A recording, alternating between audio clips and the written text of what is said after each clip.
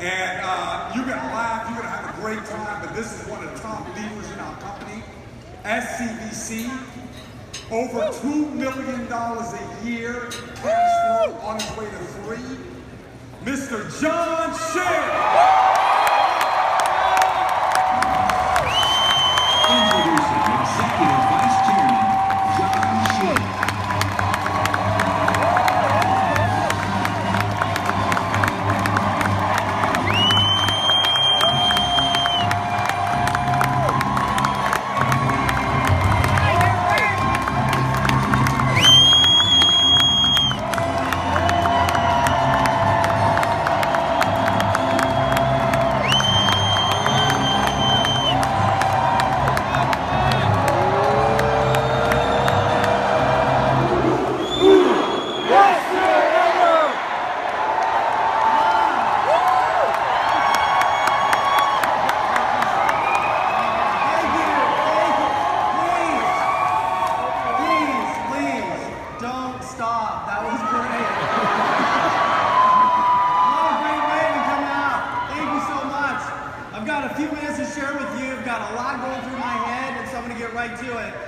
You know, my parents, 40 plus years ago, came to this country. And we came from a country called Korea. Yes, I am Asian. Yes, I am Asian. You know, it's hard to tell these days. I was born Caucasian. I removed the caulking and I got Asian, you know. But my parents came from South Korea. Because I know you're watching news and you're going, wow, the North Koreans and all that. My parents came from South Korea. And even if we were from North Korea, I would still tell you we were from South Korea. But Mom and Dad were the traditional parents. They came here to this country seeking the American dream. They wanted their children to do something with their life. Very traditional Asian parents, and we had no choice. We had to become one of two things. It was either become a doctor or exactly. And so I didn't go down the path of medicine or becoming a physician, so I went down the other path. I got into law, and I ended up in the DA's office in Orange County. Some of you look familiar. I'm not quite sure if we've ever seen each other. I'm kidding. I'm sure I've never seen you down there. But anyway, my parents, all these years, were not happy with the fact that I didn't stay in the medical field or in the legal profession. And when I told them that I was going into financial services, they were devastated. They were absolutely devastated, right? I mean, you know, traditional Korean parents coming to this country, wanting to give their kids an education and becoming a lawyer. And so they weren't all that happy. But 20 years later, my parents are in this room today. They sat in the recognition program last night. They sat right there in that first row. And when the screen showed up and it said $2 million, my parents looked at me and said, "You aren't selling drugs. I'm so proud of you. You did it." I looked at my parents and I said, "Mom, thank you so much for having the courage to come to this country to give us a chance to live the American dream." And so I wanted my parents to know, we did it, Mom and Dad, we did it, all right? Thank you. I want to thank all the veterans in this room. If there's veterans in this room, yes? Any veterans? Can we give them a big round of applause?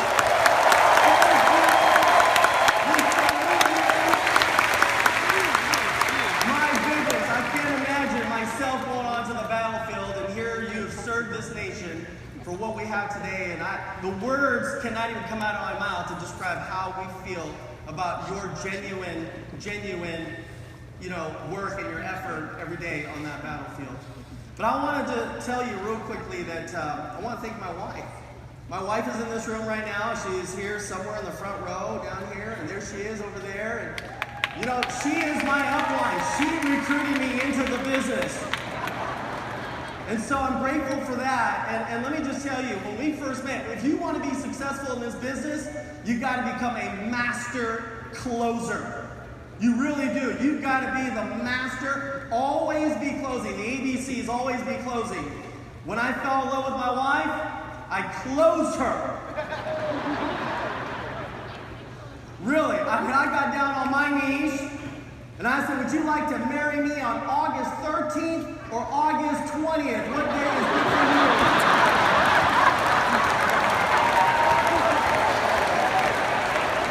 She said, I'm busy on August 20th. And I said, August 13th it is. Make sure you bring your crew. I'll be there with mine. We had over 1,500 people at our wedding. 13 groomsmen. We've been married for 22 years.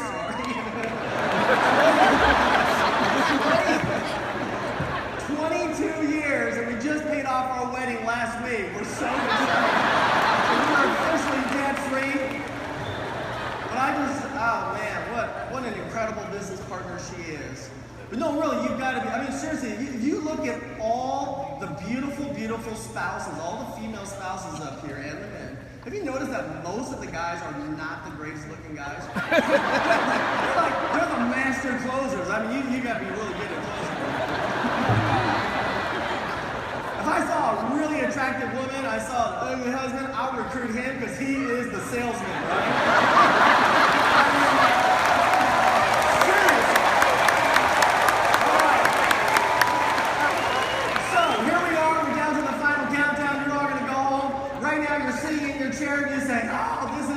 I'm gonna tear it up. I'm gonna be on that stage. I'm gonna have my speech. I'm gonna have my parents beside me. You got it, that's great. But now once you get out of this auditorium, this arena, you go home, that's when reality starts to hit. When everything begins to settle down, will you be here next year? Yes!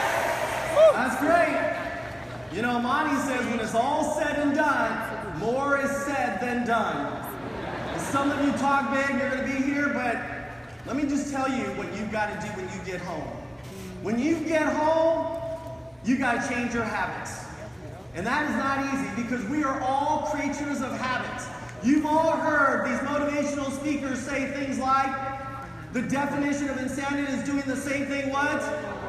Over and over and over and expecting a different result. And many of you will go back and you will go back to your natural realm. You're going to do your natural things that you're accustomed to doing on a daily basis. But I want you to know that you've got to change your habits. And it's not going to be easy. It's hard for me too. You know, one day I was in the shower and the shower head was coming down this way and I leaned my head back to shower and I had a habit of always turning to my right. So I would always turn this way to rinse. And I'd always turn back. And then the next day I wake up, I always turn this way, and I always turn back. The following day, I turn this way, and I turn back. And one day I said, today I'm going to change my habits. And so I turned this way. It felt so uncomfortable, I went all the way back. I get it. I do. But you got to change your habits. It's going to be tough. You know, I recently purchased a car. A few years ago, I bought a brand new Mercedes, right? One of those two-door SL 500s. I got the low-profile wheels, tinted the windows, going to a BPM. And I got in my car, I'm driving to the BPM, I'm so happy, just got my windows all tinted, just cruising down in Southern California, down Ventura Boulevard, and I'm just, got the boom music going on, and all of a sudden, whoop, whoop, whoop, whoop, whoop. There's a cop behind me, and I'm thinking to myself, are you kidding? I wasn't speeding. Oh, this guy's gonna nail me for my tinted windows. I immediately rolled down my windows, so I don't want to fix a ticket, and I pulled over. Police officer rolls up to my door side, and he says, sir, I need your driver's license, registration, and proof of insurance. I'm going to reach over to the glove compartment, and I'm going to pull out all that stuff. Just be careful. Watch my hands. Here we go. I pull it out. I hand it right over to the officer. he turns around and goes back to his car. And I can't see a single thing because it's in the evening. I'm on my way to the BPM. I'm being pulled over right in the driveway of my office building. Lights are going on. I can't see anything through my rearview mirror. And he pulled, about 2-3 minutes later, he comes up. And he walks up to my car and he says to me, "Excuse me, are you John Shin?" Maybe.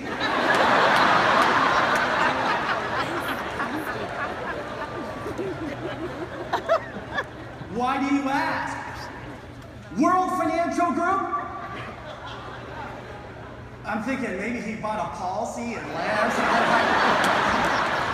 I was terrified. I was like, yes? He says, "I can't give you a ticket." And I don't know what possessed me to ask him, "Why not?" I don't know what I was thinking, but I did. Why not? He says, "I'm one of your associates in the Burbank office."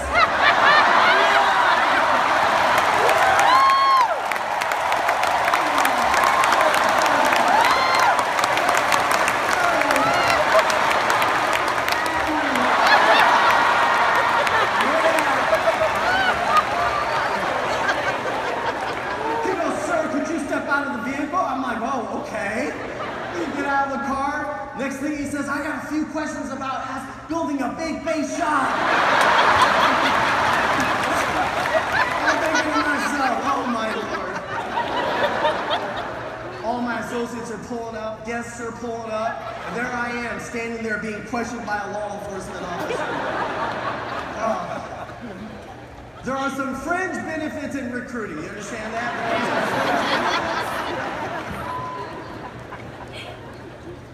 Let me just tell you this. I want you to know how incredible this business is. There will be a day, seriously, where we're going to be at an airport, and people in Vegas, wherever we go, I'm going to call up Dan Charlier. I'm going to call up Eric Olson. I said, "What's for dinner?" And they're going to say, "Oh, well, let's go have dinner in San Francisco. Let's go to Vegas. Let's go to Chicago. But we're gonna get to an airport. Should we take your plane or mine?"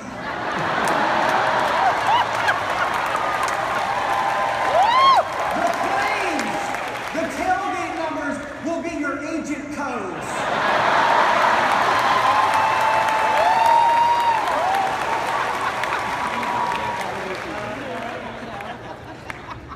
Las Vegas Tower, are we clear for takeoff? 9649 Tango.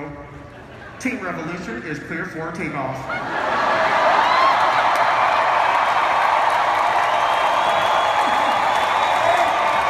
And all of a sudden, literally 1,000 planes are going to lift off the ground. It's going to shoot up in the air. 1,000 planes going to Sacramento, wherever for dinner. And all these people down below are going to go, "Wow, it's war." You damn right it's a war. It's a war against financial illiteracy.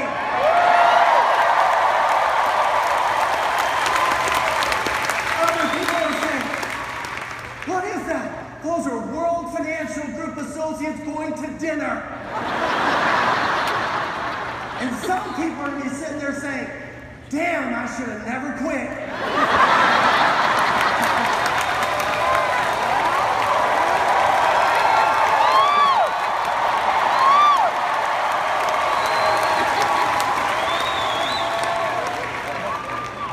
Monday morning, you're all going to go back to your JOBs.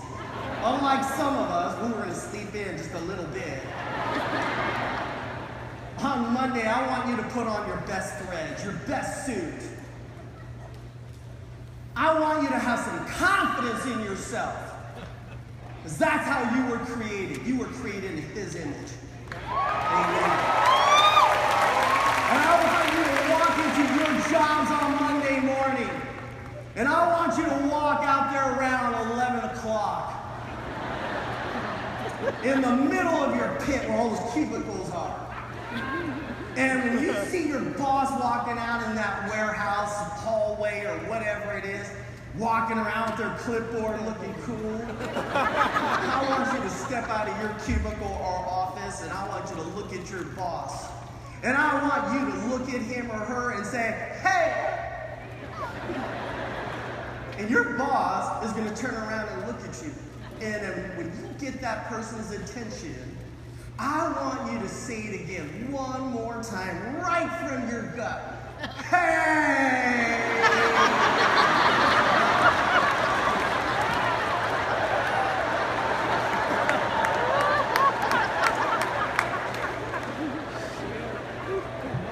A little WFG swag.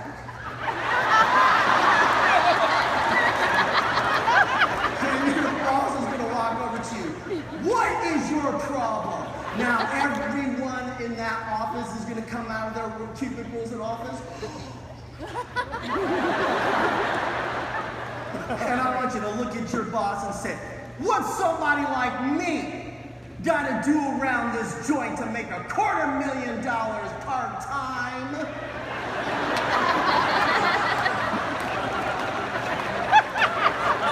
And when your boss looks at you and says, I've been here for 30 years and I don't make $250,000 full-time with bonuses, let alone part-time, then I want you to look at your boss and say, well then what are you doing on Tuesday night at 7 o'clock?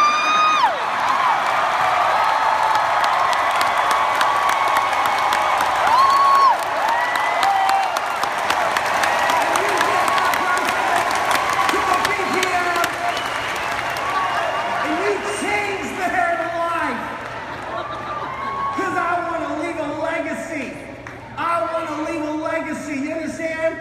We did not come to this country to screw up this opportunity. Most of you don't even know who your great-great-great-great-great-grandfather is. But let me ask you this. If they left you behind a few $1 million, you might know your great-great-great-great-grandfather. I want you to know that the generations to come in the Shin dynasty will have this picture in every single living room.